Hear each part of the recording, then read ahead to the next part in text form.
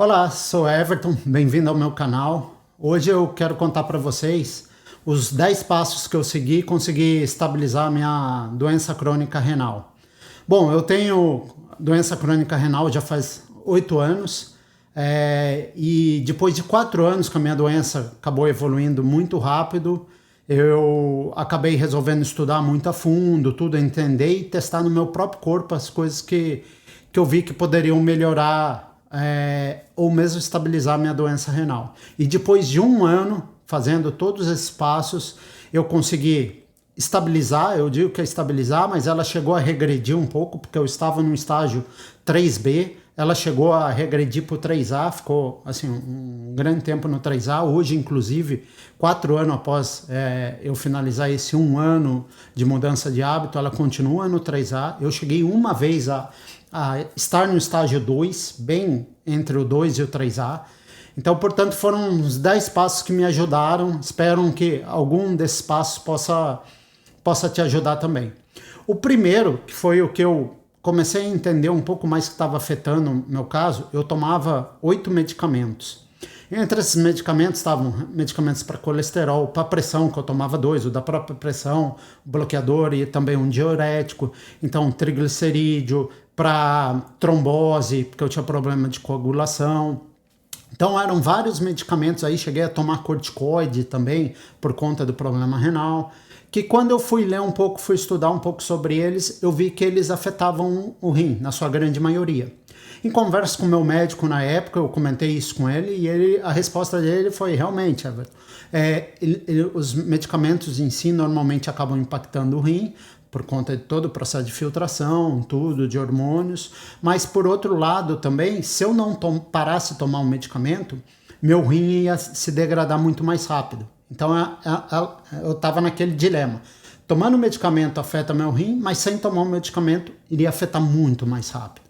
Então o que eu comecei a estudar foi, o que eu posso fazer para parar com esses medicamentos? E aí, claro, sempre em conjunto com o meu médico, eu falei, ok, vou tentar trabalhar um medicamento específico, ver que tipo de alimento que é bom para ele. Uma vez que eu descubra, que eu teste no meu próprio corpo, aí eu faço testes recorrentes para ver se realmente baixou a taxa, se está no nível normal.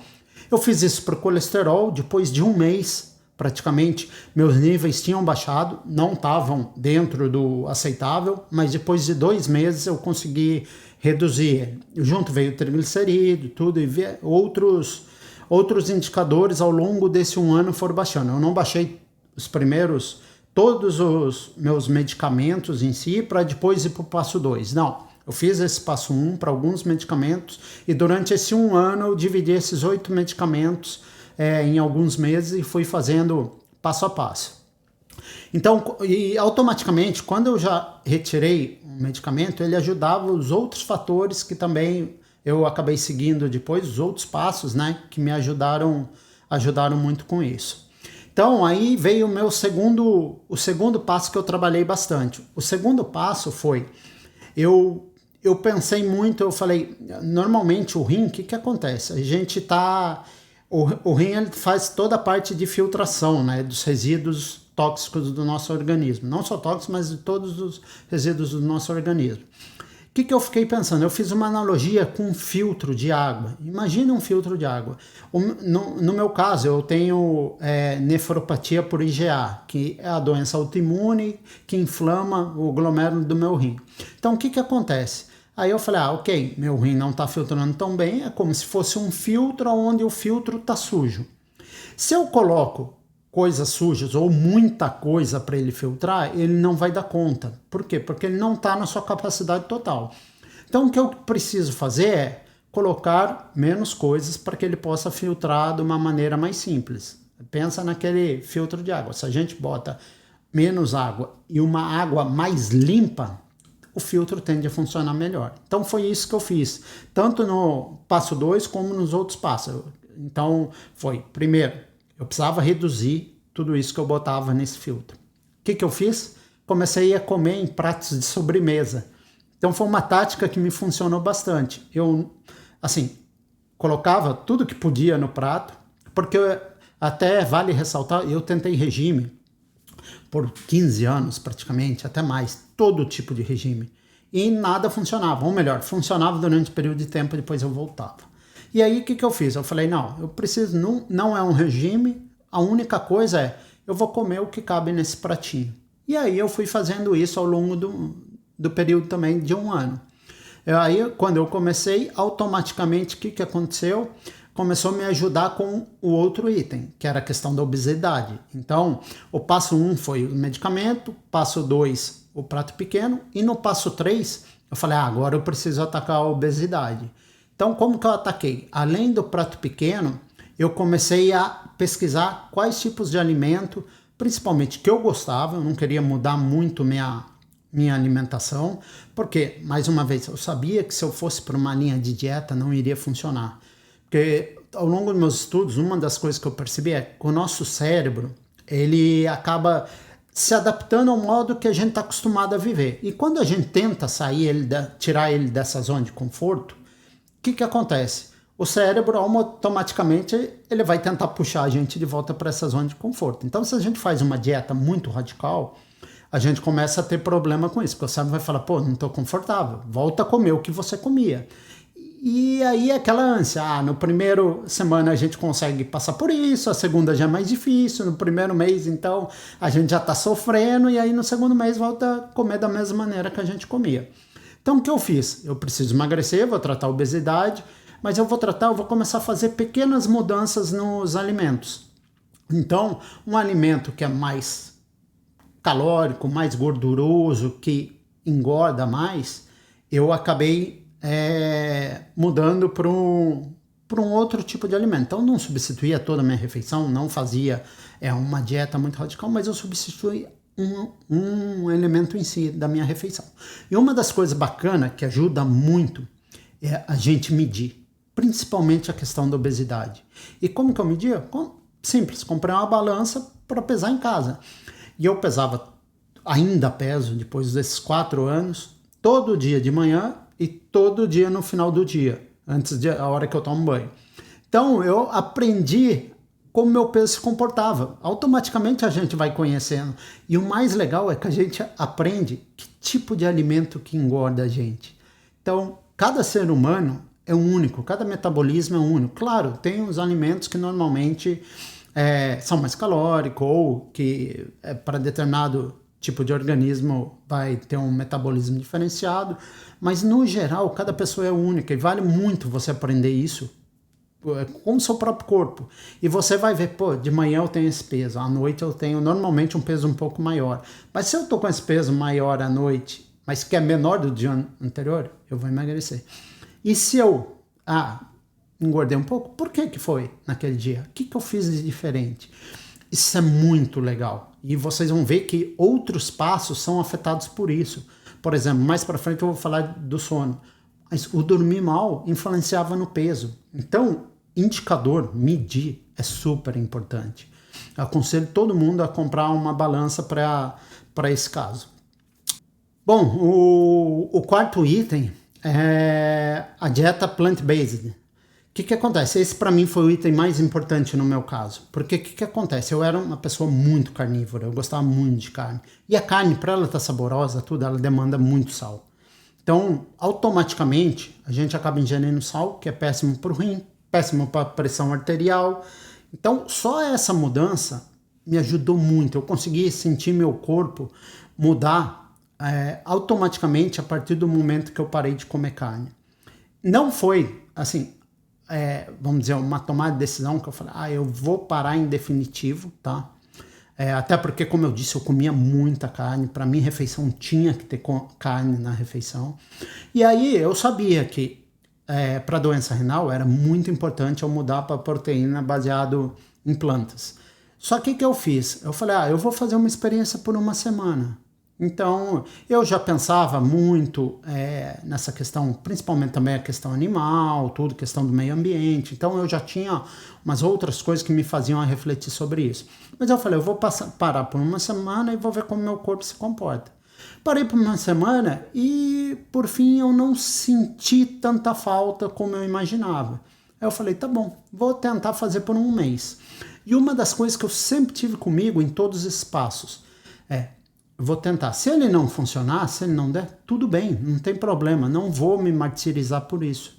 Eu tento fazer de uma outra forma. Eu descobri que essa forma para mim não funciona. Tudo bem. Com a carne foi a mesma coisa. Falei, deixa eu fazer por um mês. Mas se com 2 semanas eu resolver parar, eu vou parar. Eu volto a comer carne, porque não é para mim fazer dessa forma. Talvez eu tente uma outra abordagem. Só que funcionou por um mês. E eu acabei não sentindo tanta falta. Eu gosto de cozinhar, eu comecei a fazer muito substituto, assim, com lentilha, com grão de bico. Comecei a inventar receitas novas, então, que é muito, muito bacana. Então, comecei a criar outras coisas que eu comecei a ver sabores que eu nunca via. E aí, ao longo do tempo, fui avançando sem sentir falta de carne. Hoje, 4 anos depois, sem comer carne, ou melhor, eu não como carne, frango, peixe, crustáceos, nada de fruto do mar, não como nada de origem um animal que seja vivo, assim, que tenha sido morto para nos alimentar. Foi muito natural, assim. Eu comecei a ver outros tipos de sabor que eu gosto. Hoje, eu acabo sendo, assim, não é nem... É estranho falar, porque eu já tinha visto pessoas no passado que falavam, eu tenho aversão à carne, tenho um pouco... hoje eu não me sinto, não tenho prazer nisso. E eu achava aquilo muito estranho, porque eu gostava, eu falava, como que a pessoa não pode gostar? Hoje eu sinto mesmo que essas pessoas sentiam. É muito estranho isso. Assim, eu não consigo mais me relacionar, não tenho mais prazer, não tenho olhando, não sinto mais aquela apetite, aquela coisa saborosa, pelo contrário, eu tenho aversão. Então, automaticamente eu acabei indo para plant-based, o que ajudou muito meus indicadores. Foi uma das melhores coisas, das melhores tomadas de decisão que eu tive para o meu problema renal. Então, outra coisa super importante, outro passo foi: é muito difícil no dia de hoje a gente fugir de produtos industrializados. Por mais que a gente fale, mas a gente sempre que vai comprar no mercado, tudo, a gente acaba tendo essa facilidade. Não tem problema assim a gente comprar, a gente vê. A única coisa que eu aprendi foi a olhar os rótulos. Então eu olho os rótulos, vou aprendendo. Às vezes um alimento que parece saudável não é tão saudável quanto o outro. Então eu olho a questão de sal, a questão de gordura, olho todo o rótulo. Principalmente hoje eu opto muito por alimentos orgânicos, mesmo industrializados, porque normalmente já tem normalmente os rótulos, se você olhar de alimento orgânico, só de ser orgânico já se preocupam mais com a saúde das próprias pessoas. Então os alimentos contêm menos sal no geral, tá? Então a gente acaba tendo um olhar muito importante para isso. E por que eu digo que é importante? Porque tem muitos alimentos plant-based de hoje que, se você olhar o rótulo, você vai falar, você fica assustado, porque tem muito sal, tem muita coisa. Então, toma muito cuidado. Plant-based é extremamente importante. A gente toma muito cuidado com produtos industrializados plant-based. Olha o rótulo, olha tudo. Esse é um tema bem importante, tá? O outro tema importante, o 6º passo que eu fiz: alimentos feitos em casa. Então, como eu gosto de cozinhar, tive a possibilidade de trabalhar de casa, tudo, no meu caso fica mais fácil. Mas o que acontece? Quando você cozinha seu alimento, você consegue colocar mais vegetais. Por exemplo, eu no início eu não gostava de comer salada, principalmente frio. Então, eu começava a fazer vegetais, tudo, ou mesmo salada, essas coisas, começar a trazer para um prato um pouco mais quente, porque para mim me dava um prazer maior. Hoje não, ao longo do tempo a gente vai acostumando nosso organismo. Então, fazer em casa foi muito bom porque eu pude fazer isso. Outra coisa, a gente não coloca tanto óleo, deixa de comer fritura, sal a gente consegue maneirar. Então, alimento feito em casa acaba ajudando bastante, tá? Um 7º item, que foi aos poucos, que eu fui retirando, a questão do álcool. Então, na verdade, quando eu descobri a doença renal, o médico já tinha me falado que era bom parar com álcool, principalmente destilado. Então, já faz 8 anos, desde que ele falou, eu não tomava álcool, mas eu tomava às vezes uma cerveja, um vinho.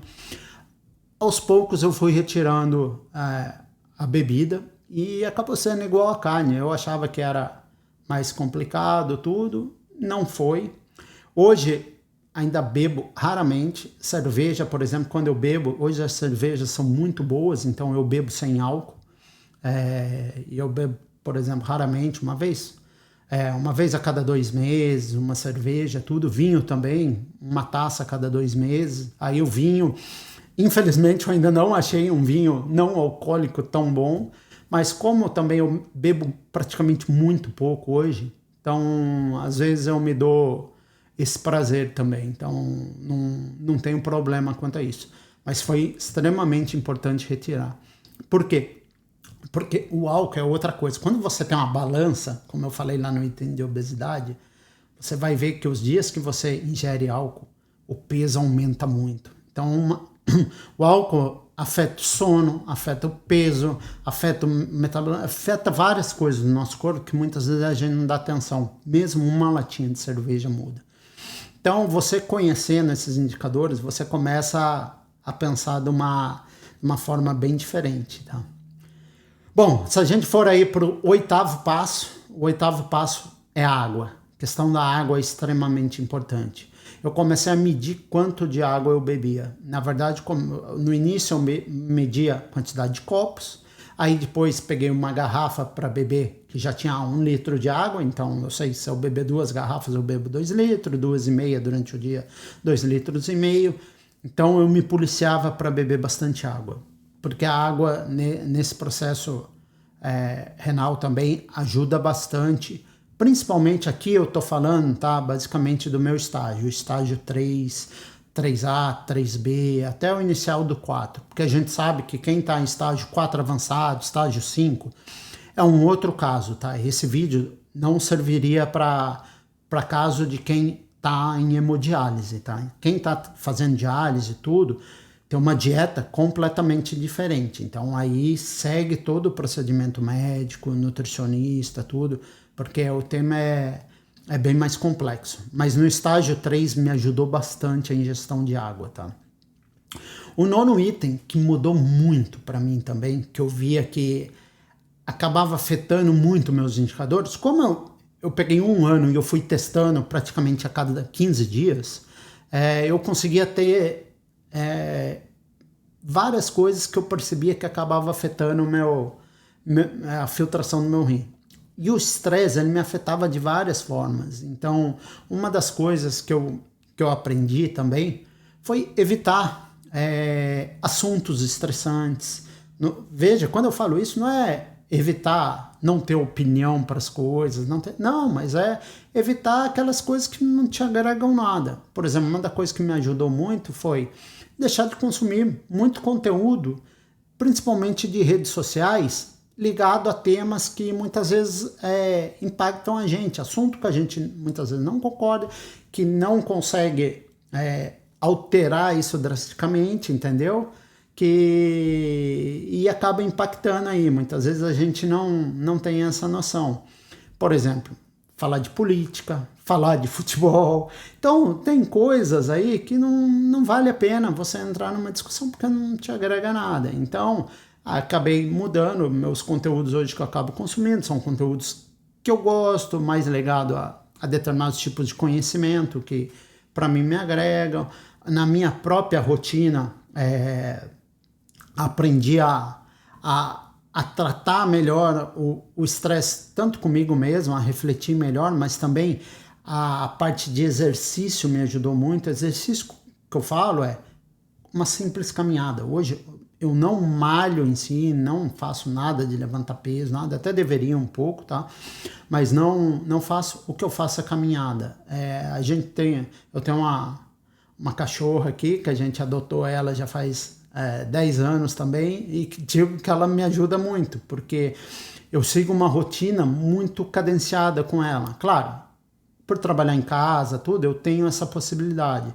Eu saio com ela de manhã, a gente sai dar uma caminhada, na hora do almoço eu saio de novo, e no final do dia eu sempre dou uma caminhada um pouco mais longa com ela. E nos finais de semana a gente caminha bastante. Então, isso me ajuda, porque além de eu estar fazendo as atividades que para o animal é importante, que para ela é importante, eu também acabo fazendo minhas atividades. E aí cada um faz no seu ritmo, entendeu?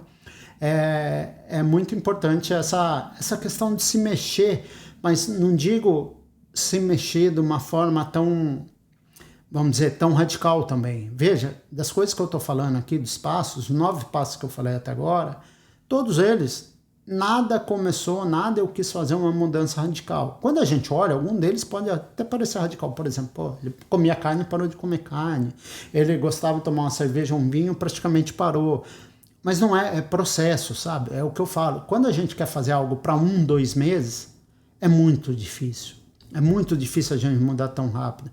Mas quantas vezes eu fiquei olhando, no meu caso, quantas vezes eu quis fazer uma mudança, uma dieta, por 15 anos e não funcionava. Por quê? Porque eu queria fazer tudo rápido. Eu queria que a dieta funcionasse. Hoje eu vejo, não, eu quero fazer alguma coisa, quero. Pô, eu começo hoje para começar a me dar resultado daqui a 1 ano. Legal. Por exemplo, nesse caso do rim, se você começar uma coisa simples, ele já vai dar um resultado daqui a 1 mês. Você faz outra coisa daqui a 2 meses. Depois de 1 ano, a mudança é muito radical. Então, e de uma forma simples que não afeta muito o nosso psicológico, entendeu? A gente consegue fazer isso de uma forma cadenciada. Parar com o imediatismo ajudou muito, sabe? Ir aos poucos. E o último passo, esse eu julgo extremamente importante por vários motivos, a questão do sono, tá?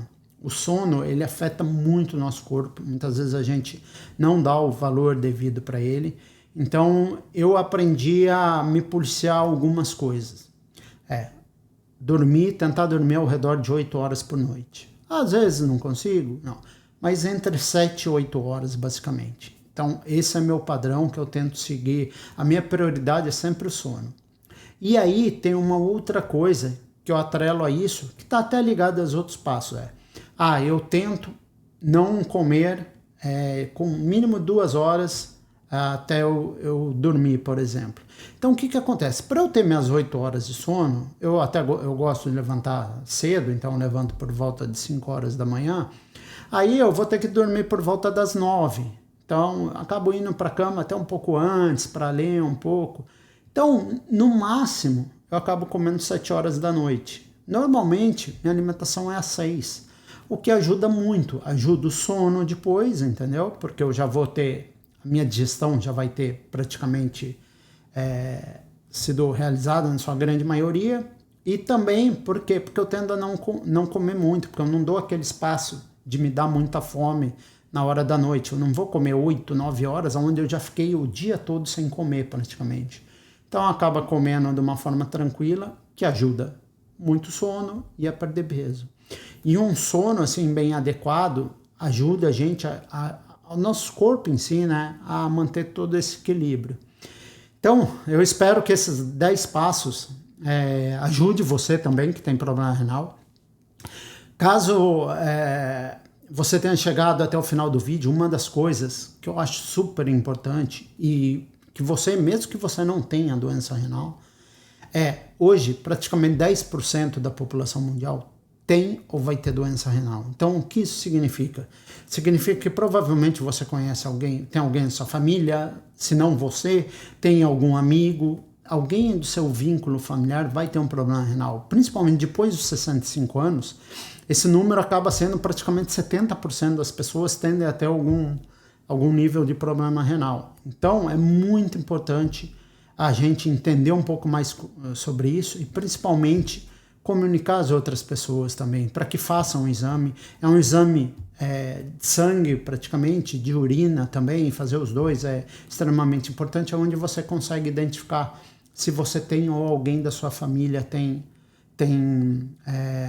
doença renal. E dá para estabilizar, dá para tratar um pouco antes. A doença renal em si, doença renal crônica, não tem cura, mas você consegue estabilizar e consegue regredir ela. Assim, regredir que eu digo flutuar entre os estágios, porque isso é um pouco ainda controverso no meio acadêmico, tá? Mas você consegue mudar essa flutuação de variação. O importante é descobrir o quanto antes para poder estabilizar a doença. Então, muito obrigado por assistir o vídeo. Se você tiver alguma outra coisa também que funcionou para você, que você tem visto que está trazendo benefício, compartilha com a gente aí, porque é muito legal até para as outras pessoas também acabarem conhecendo. Valeu, um abraço.